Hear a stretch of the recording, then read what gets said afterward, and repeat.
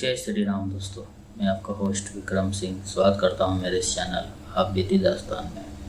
तो जैसा कि आप लोगों को पता है कि हम इस वीडियो में भूत पिशाच और डेढ़फुटिया, मैं आज डेढ़फुटिया का नाम इसलिए ले रहा हूं क्योंकि आज इसी के बारे में स्टोरी है और चुड़ैल, इन सब के बारे में जानते हैं।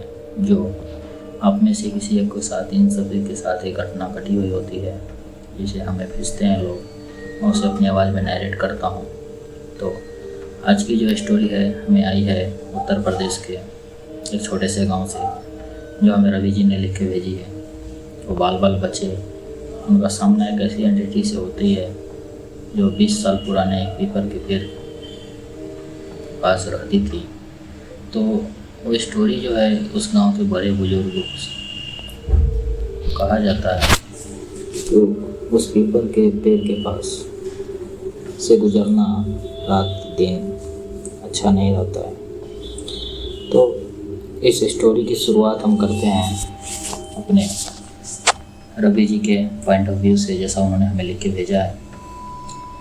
तो जैसा कि वो हमने आपसे बात किया कि ये डेढ़फुटिया के बारे में स्टोरी है, तो गांव के बाहर एक पुराना सा पीपल का पेड़ है उनके, उत्तर प्रदेश के जो रवि जी ने हमें भेजा उनके गांव के बाहर। उस जगह को लोग छोटी पहाड़ी भी कहते हैं। दिन में लोग वहां से गुजरते हैं, लेकिन रात में होते ही वहां रास्ते पर नहीं जाता आता है कोई, आसपास भी नहीं जाता आता है कोई। तो गांव के लोगों का कहना है कि रात में उस रास्ते पे जाना मना है, वहाँ डेढ़फुटिया घूमता है।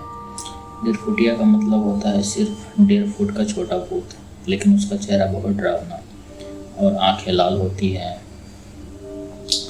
तो यहाँ से रवि जी की शुरुआत होती है अपने कहानी में, जो अपने हीरो हैं। तो वो उनके 4 दोस्त होते हैं, रवि जी और उनके 4 दोस्त। तो उन लोग को रात करीब 10-11 बजे चारों, वो रवि जी और उनके 3 दोस्त खेत में से अपने खेतों में खेती करते हैं, क्योंकि जानवर लोग नुकसान कर देते हैं और रात में पहरा देते हैं खेतों में। तो खेत से वापस आ रहे थे। रास्ता छोटा होने के कारण उन्हें उसी पीपल वाले रास्ते से जाना पड़ता था, क्योंकि एक शॉर्टकट था और बड़ा रास्ता बहुत दूर था। तो उन्होंने उसी रास्ते से जाने का फैसला लिया। तो उनके जो दोस्त थे, वो 4 दोस्त थे रवि जी। जैसे एक दोस्त डरते हुए कहता है रवि जी से, लोग कहते हैं यहाँ डेढ़फुटिया दिखता है। तो रवि जी हंस पड़े, अरे वो बस बुजुर्गों की, जो अनपढ़ लोग हैं उन लोगों की बात है। आज इस ज़माने में 22वीं सेंचुरी में कौन विश्वास करता है इस पर। तो चारों हंसते हुए आगे बढ़ने लगे। जैसे ही वे पीपल के पेड़ के पास पहुँचे, अचानक झाड़ियों में से कट कट की आवाज़ आने लगी। तो रवि जी के दोस्त उनमें से जो थे वो बोले, लगता है कोई जानवर है। लेकिन फिर आज ऐसी हंसी, की हंसी जो किसी बच्चे की भी नहीं थी, किसी बूढ़े की भी नहीं थी। हंसी की आवाज़ आई उनको, चारों शरीर में सिरहन दौड़ गई। पलक झपकते ही रवि जी के एक दोस्त थे, उनके टॉर्च जलकर झाड़ियों की तरफ डाली। फिर उन्हें देखा कि उस चारों पैरों तले जमीनें खिसक गई उनके चारों पर। जैसा जब उन्होंने झाड़ी की तरफ देखा, वो देख के उनके जमीन खिसक गई पैरों तले, क्योंकि उन्होंने कुछ ऐसा देख लिया था जो नहीं देखना चाहिए था उनको। झाड़ियों के बीच एक छोटा सा काला साया खड़ा था। उसकी लंबाई 1.5 फुट जैसा कि मैंने कहानी का जो मेन ऑफ रील है वो मैंने पहले ही रिवील कर दिया है। लेकिन उसका सिर बहुत बड़ा था और उसकी आंखें लाल आग की तरह चमक रही थी। उसके दांत बाहर निकले हुए थे। वह धीरे धीरे उनकी तरफ देखने लगा। तो यहाँ से उन लोगों ने अचानक वह साया देख के तेजी से इधर उधर भागने लगे, कभी पेड़ के पीछे, कभी पत्थर के ऊपर। और फिर उसकी आवाज़ आई, कौन आया है मेरे रास्ते पर। तो उनके रवि जी के जो दोस्त थे और डर के मारे चिल्ला के भागे। फिर रवि जी और उनके तीनों दोस्त भागने लगे, लेकिन भागते भागते उन्होंने महसूस किया कि वह छोटा साया उनसे भी तेज भाग रहा था। कभी उनके आगे दिखता, कभी उनके पीछे दिखता, कभी उनके टांगों के पास से गुजरता, फिर अचानक रवि जी के साथ में दौड़ता। फिर ऐसे करते करते रवि जी अचानक गिर गए और उसी समय उस छोटे से जो एंटिटी थी छोटी सी, वो रवि जी के कान के पास आकर फुसफुसाती है, अब तू यहीं रहेगा। रवि जी जोर से चीखे, रहस्यमय आवाज़ में उसकी सुनकर, और यहाँ से उनके रवि जी के दो दोस्त किसी तरह गांव पहुँच गए। लेकिन जब गांव वाले वापस उस जगह पहुँचे तो रवि जी बेहोश पड़े हुए थे। जब उन्होंने होश आया तो वह सिर्फ एक ही बात बार बार कह रहे थे, छोटा सा लाल आँख वाला मेरे पीछे खड़ा है। उसके बाद रवि जी कभी ठीक नहीं हुए और ऐसे ही उनके साथ इंसिडेंट होते रहा। फिर उस रात के कुछ दिन बाद अगर कोई उस पीपल के पेड़ के पास झाड़ियों से छोटे पैरों की आवाज़ सुनती तो उन्हें ऐसा दिखाई देता, छोटा सा साया दिखाई देता। फिर उस इंसिडेंट के बाद रवि जी का रहन सहन बिल्कुल बदल गया। वो ठीक ही नहीं हो पाए थे, लेकिन फिर उनका रहन सहन बदल गया। फिर उनके साथ अक्सर ये बात कहते रहते थे कि लाल आँख वाला मेरे पीछे खड़ा है। तो उनके मम्मी पापा को या उनके दोस्त लोग को समझ ही नहीं आ रहा था कि वो उनके साथ हुआ क्या है। तो रात होते ही रवि जी अचानक चिल्लाने लगते। कभी कभी वह घर के कोने में देखकर डर जाते, जैसे वहाँ कोई खड़ा हो। उनकी माँ कहती, रवि वहाँ कोई नहीं है, लेकिन रवि जी कांपते हुए कहते, वो दिखता नहीं पर यही है। एक रात करीब 3 बजे अचानक पूरे घर की में अजीब सी आवाज़ आने लगी, ठक ठक की, जैसे कोई छोटा सा इंसान छत पर दौड़ रहा हो। रवि जी के पिताजी बाहर गए, लेकिन छत पर कोई नहीं था। जैसे ही वो वापस कमरे में आए, रवि जी डर से कांपते हुए बोले, वो आ गया है। तो छोटे पैरों के निशान वहाँ देखे उन लोगों ने।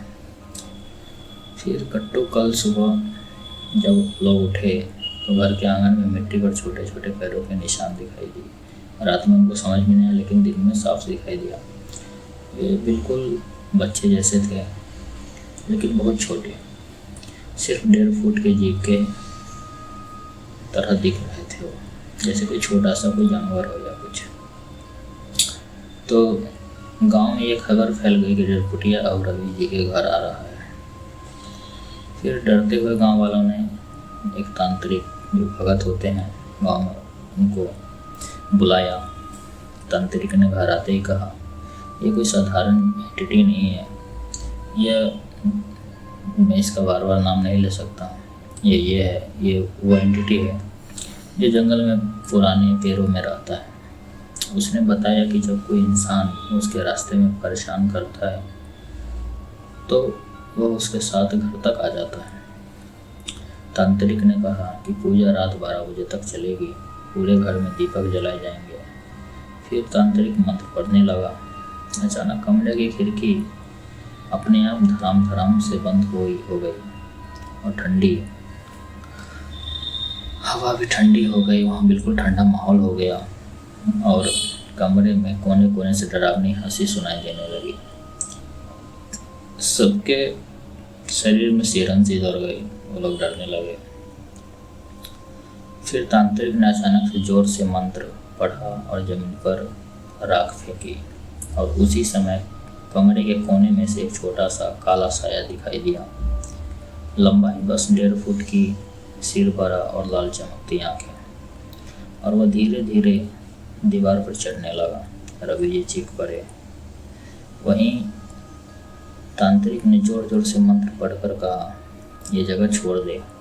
फिर कुछ देर तक सन्नाटा सा रहा, फिर छोटा साया अचानक खिड़की की तरफ भाग गया और धीरे धीरे गायब हो गया। उस रात के बाद रवि जी धीरे धीरे ठीक होने लगे और वो बिल्कुल अपनी ज़िंदगी के वापस आ गए। अपना पढ़ाई लिखाई जो था वो करने लगे, घर के काम काज, माता पिता की बिल्कुल नॉर्मल ज़िंदगी उनकी हो गई उसके बाद से। तो ये स्टोरी जो है हमें रवि जी ने लिख के भेजी है कि बताइए आप लोग, जो मेरे साथ ये घटना घटी थी। आज रवि जी तो उनकी उम्र 60 साल के आसपास हो गई है। जब वो जवान हुआ करते थे तो उनके साथ एक घटी थी, उन्होंने लिख के आए भेजी, इसके लिए उनका धन्यवाद करते हैं। अगर आप लोग की भी कोई स्टोरी है तो हमें लिख के भेजिए, मैं विक्रम सिंह उसे अपनी आवाज़ में नरेट करूँगा। जैसा कि मैं हर वीडियो में बोलता हूँ कि मैं इस वीडियो के नीचे अपना मेल ID मेंशन करूँगा, जिस पर आप मैं बोल के या लिख के भिजा सकते हैं। माँ बाप से प्यार बना के रखिए, अपने कुल देवता, इष्ट देवता और ग्राम देवता, अपने पितृ, इन सभी से कनेक्ट में रहिए।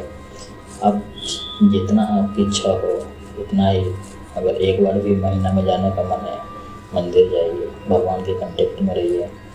यहाँ पे देखिए इन लोग का ऑरा भी कमज़ोर था, ये विश्वास भी नहीं करते थे, भगवान को भी नहीं मानते थे, इसलिए इनके साथ ये तो इन लोग की नसीब अच्छी थी। लेकिन जो एंटिटी है वो जल्दी किसी को छोड़ती नहीं है और बार बार जिसके भी अति में गई, समझिए कि उसका बहुत नुकसान, जान हानि का, मान हानि का भी होता है। तो इन लोग की तो किस्मत अच्छी थी जो इन लोगों के साथ कुछ नहीं हुआ, लेकिन सबकी किस्मत रवि जी की जैसी नहीं होगी, क्योंकि हर चीज़ अच्छी नहीं होती और हर चीज़ बुरी नहीं होती। ये तो उसका उस एंटिटी के ऊपर थी कि वो वहाँ से चली गई, नहीं तो अगर ज़िद्दी होती, शैतानी होती ज़्यादा तो वो सामना करती है और इन लोगों को परेशान करती है। तो मेरा कहना यही है कि आप लोग हमारे चैनल पे व्यूज़ अच्छे आ रहे हैं, आप लोग सब्सक्राइब नहीं कर रहे हैं तो प्लीज़ सब्सक्राइब कीजिए, हमारा मोटिवेशन बढ़ेगा।